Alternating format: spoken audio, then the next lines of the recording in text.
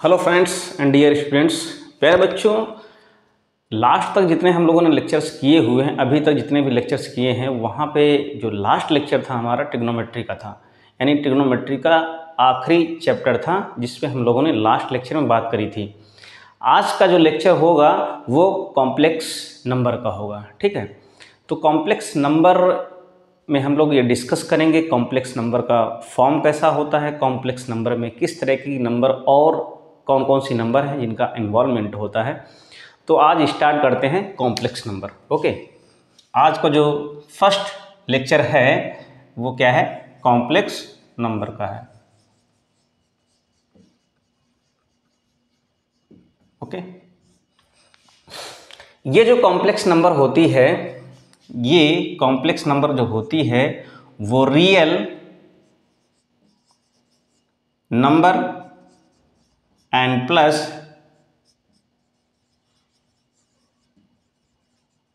Imaginary number के combination से बनती है। जो एक कॉम्प्लेक्स नंबर होती है real number plus imaginary number, कहने मतलब है कि ये कॉम्प्लेक्स जो नंबर होती है वो कॉम्प्लेक्स नंबर किससे बनेगी, वो real number and plus I M imaginary number. Okay, इन सब के दो ये जो नंबर हैं, इन दोनों नंबरों के कॉम्बिनेशन से, संयोजन से एक ये रियल नंबर कॉम्प्लेक्स नंबर बन करके तैयार होगी। ओके, तो यहाँ पे सबसे पहले तो हम लोग रियल नंबर के बारे में डिस्कस कर चुके हैं। जो रियल नंबर होती है वो क्या होती है, रेशनल और इरेशनल का कॉम्बिनेशन होती है। ठीक, अब यहाँ पे बात आई है कि ये इमेजिनरी नंबर क्या होती है।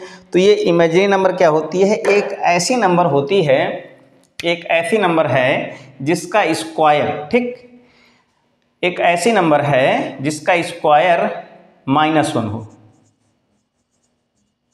क्या हो, -1 हो। ठीक, क्या है, जिसका स्क्वायर, दैट मीन्स अगर कोई भी इमेजिनरी नंबर है जिसको हम लोग आई से रिप्रेजेंट करेंगे तो आई का स्क्वायर क्या हो, -1 हो, उसको बोलेंगे इमेजिनरी नंबर बोलेंगे। ठीक, यानी कहने का मतलब स्क्वायर हो या जिसका भी स्क्वायर रूट, यानी या इसको ऐसे भी बोल सकते हैं, ये क्या हो, -1 हो। जब इसका स्क्वायर करेंगे तो क्या होगा, ये निगेटिव में आ जाएगी। ठीक, अब इसके आगे कुछ छोटी छोटी चीज़ें हैं जिनके बारे में हम लोग डिस्कस करेंगे कि कॉम्प्लेक्स नंबर में, यानी कि कॉम्प्लेक्स नंबर से रिलेटेड जितनी भी चीज़ें हैं।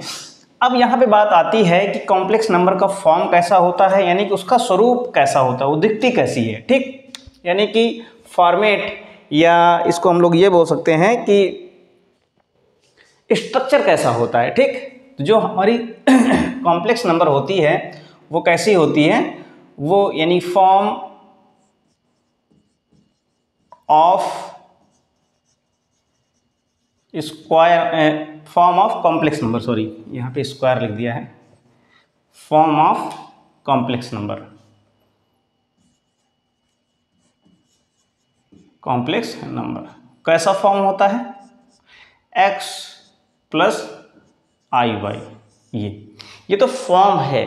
और उसको रिप्रेजेंट किस चीज़ से किया जाता है, अगर ये बोला जाए कि रिप्रेजेंटेशन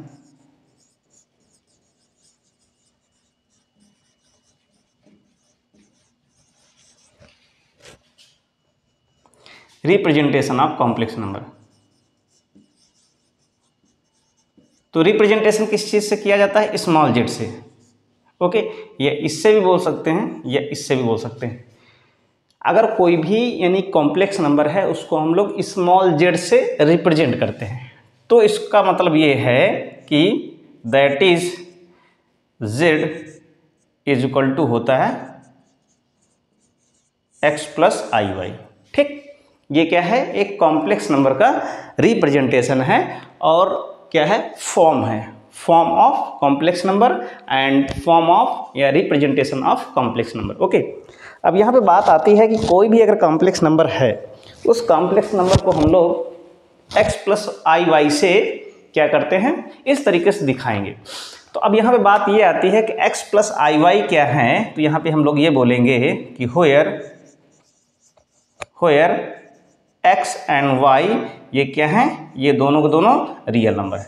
ठीक, एक्स और वाई क्या हैं, दोनों दोनों रियल नंबर हैं। तो इतनी बात यहाँ तक समझने में कोई भी दिक्कत नहीं हुई है। अब यहाँ पे एक चीज़ और आगे डिस्कस करते हैं कि अगर कोई भी कॉम्प्लेक्स नंबर है, वो complex number x plus i Y के फॉर्म में लिखी हुई है, ठीक। जैसे कि ये एक कॉम्प्लेक्स नंबर है x प्लस आई वाई, तो ये वाला जो पार्ट है, प्लस के पहले वाला जो पार्ट है, उसको रियल पार्ट बोलेंगे। क्या बोलेंगे? और जो प्लस के आगे वाला जो पार्ट है, यानी i के साथ जो अटैच्ड है, i को छोड़ करके जो आगे वाला पार्ट है, उसको इमेजिनरी पार्ट बोलेंगे। इमेजिनरी पार्ट, ओके, यहां तक कोई दिक्कत नहीं। अब बात यहां पे आती है, किसी भी कॉम्प्लेक्स नंबर को हम लोग रियल प्योर या बोलते हैं प्योरली इमेजिनरी, या रियल पार्ट बोलते हैं, या प्योरली रियल बोलते हैं। तो अब यहाँ पे अगर अगर x इक्वल टू 0 हो जाए, यहाँ पे दो केस बनेंगे। नंबर एक, इफ x इक्वल टू 0, तो बोलेंगे जो हमारी कॉम्प्लेक्स नंबर है वो क्या है, is purely imaginary, is purely imaginary. यानी कि दो पार्ट से मिलकर के बनती है complex, real part and imaginary part. लेकिन अगर x की वैल्यू 0 हो जाए तो उस कॉम्प्लेक्स नंबर को बोलेंगे purely imaginary complex number, okay. दूसरे में क्या है, इफ y इक्वल टू अगर 0 हो जाए तो z को क्या बोलेंगे, z is purely real, okay. यहां तक कोई दिक्कत नहीं। यानी कि इस चीज को देख करके हम यहां पे ये बता सकते हैं कि जो हमारी कॉम्प्लेक्स नंबर है उसका नेचर कैसा है, ठीक। उस कॉम्प्लेक्स नंबर का नेचर कैसा है, नेचर मतलब ये है कि वो प्योरली रियल है कि प्योरली इमेजिनरी है, ठीक। तो यहां तक इतनी चीजें एकदम क्या है, क्रिस्टल क्लियर हैं, ठीक। ये बात समझ में आ गई है ना। इसको इस तरीके से और हम दिखा सकते हैं कि जैसे कि अगर कहा जाए कि ये है आर ई मतलब है रियल पार्ट, तो इसको ऐसे बोलेंगे, एंड IMZ लिखा हुआ है तो इसको ये बोलेंगे। इतना याद रखना, ठीक।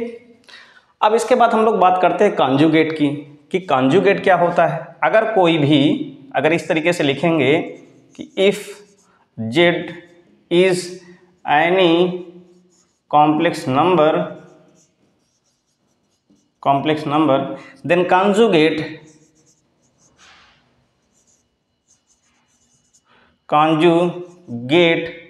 of z is क्या होगा, इस तरीके से दिखाएंगे, z बार।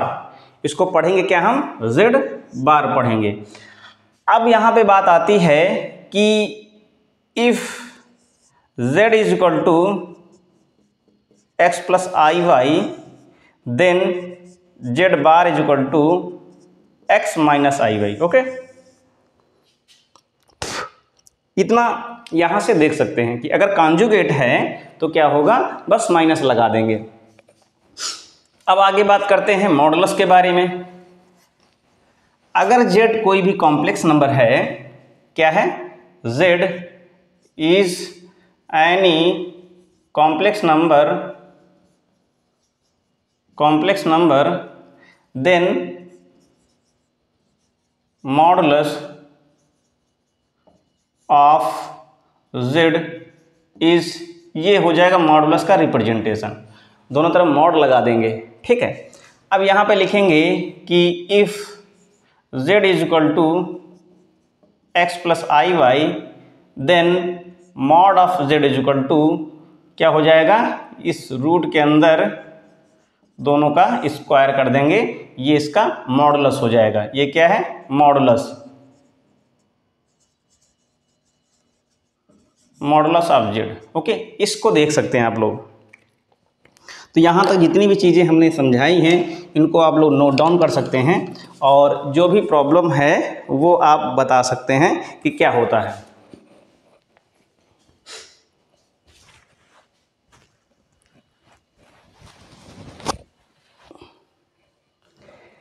गर्मी अपने चरम पर है और फ़ैन मैं चालू नहीं कर सकता।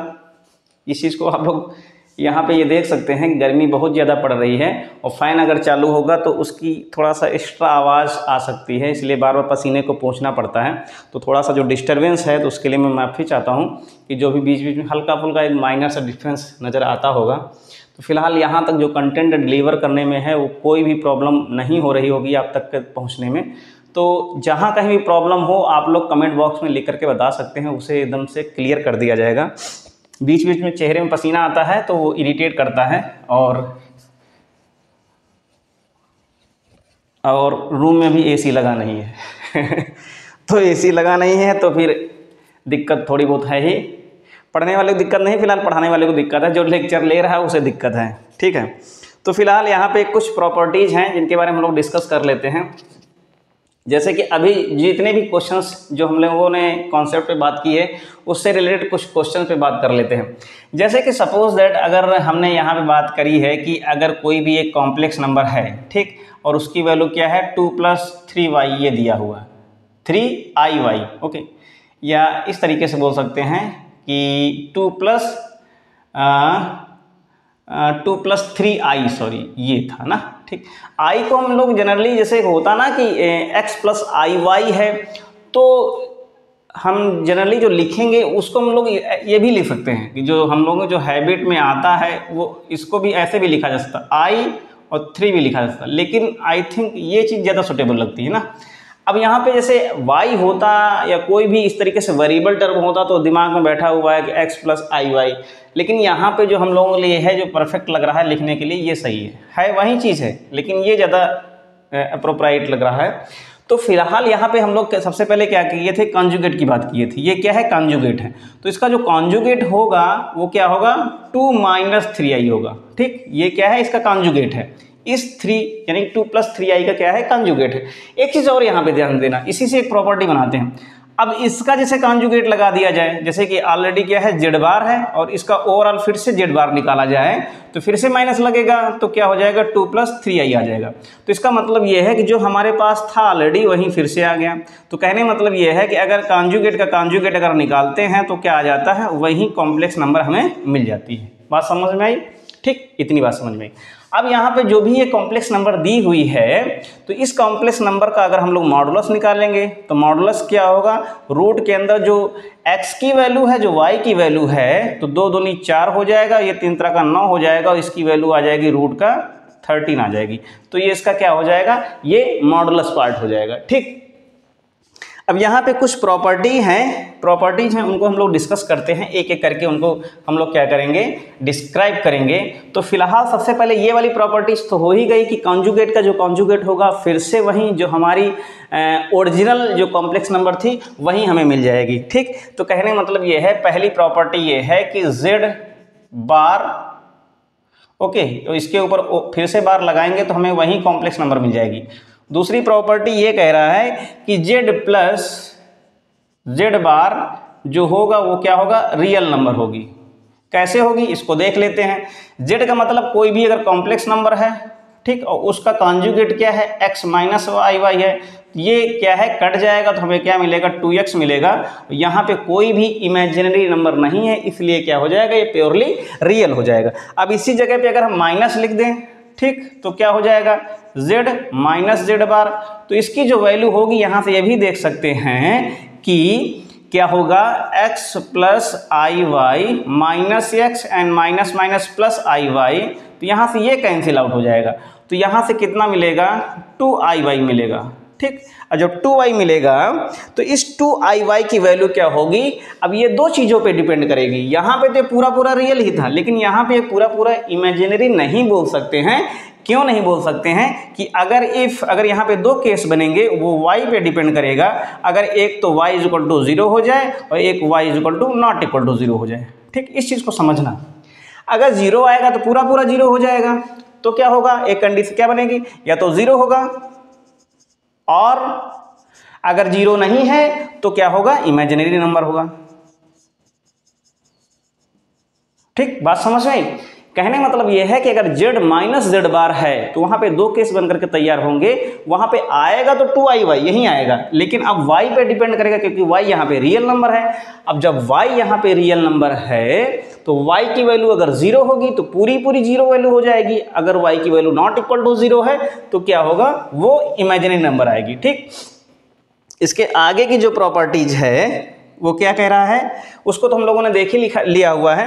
अब यहाँ पे अगर मल्टीप्लाई कर दिया जाए तो कहने मतलब ये है अगर दोनों को मल्टीप्लाई कर दिया जाए, यानी कि चौथी प्रॉपर्टी क्या है कि अगर z और z बार को मल्टीप्लाई किया जाएगा तो यहाँ से x प्लस आई वाई हो जाएगा और दूसरा क्या होगा x माइनस आई वाई हो जाएगा। ठीक, अब यहाँ पे क्या होगा, दोनों ये स्क्वायर हो जाएगा, माइनस माइनस ये क्या होगा, सबसे पहले तो माइनस का आई स्क्वायर हो जाएगा और आई स्क्वायर की वैल्यू माइनस होती तो इसकी वैल्यू आएगी x square plus y square. ठीक, ये आ जाएगी। और ये दोनों चीज़ें क्या हैं, ये क्या हैं, दोनों की दोनों ये रियल हैं। तो यहाँ से ये इस तरीके से हम देख सकते हैं। तो फिलहाल कहने मतलब ये है कि हम लोगों ने जो ये सारी प्रॉपर्टी जितनी भी हैं सारी फंडामेंटल प्रॉपर्टीज़ हैं, और जो नेक्स्ट जो कुछ एडवांस प्रॉपर्टीज़ हैं उनको हम लोग नेक्स्ट लेक्चर में स्टार्ट करेंगे। और नेक्स्ट लेक्चर में हम लोग ये भी देखेंगे कि किस तरीके के क्वेश्चन और कॉम्प्लेक्स नंबर बन सकते हैं। अभी 4-5 लेक्चर्स हमें कॉम्प्लेक्स नंबर में करना है, तो पेशेंस बना करके रखिए। और गर्मी ज़्यादा है तो थोड़ा सा टाइम का वेरिएशन इधर उधर होता रहता है, थोड़ा सा टाइम कम है ज़्यादा है। ठीक, तो कोशिश यही है कि आप लोगों तक अच्छे से अच्छा कंटेंट डिलीवर हो जिससे कि आप लोगों को समझने में कोई भी प्रॉब्लम ना हो। तो मिलते हैं नेक्स्ट लेक्चर में, और आप लोग ऐसे ही वीडियोस देखते रहिएगा, शेयर करते रहिएगा, सब्सक्राइब कर लें जो लोग नए जुड़ रहे हैं। और ये 11वीं ख़त्म होने के बाद हम लोग 12वीं पे काम करेंगे जो NCERT बेस्ड होगा, और उस NCERT बेस्ड क्वेश्चन हम लोग JEE तक जो पूछे जाते हैं वो सारे क्वेश्चंस करेंगे। तो मिलते हैं नेक्स्ट लेक्चर में। Thank you, take care.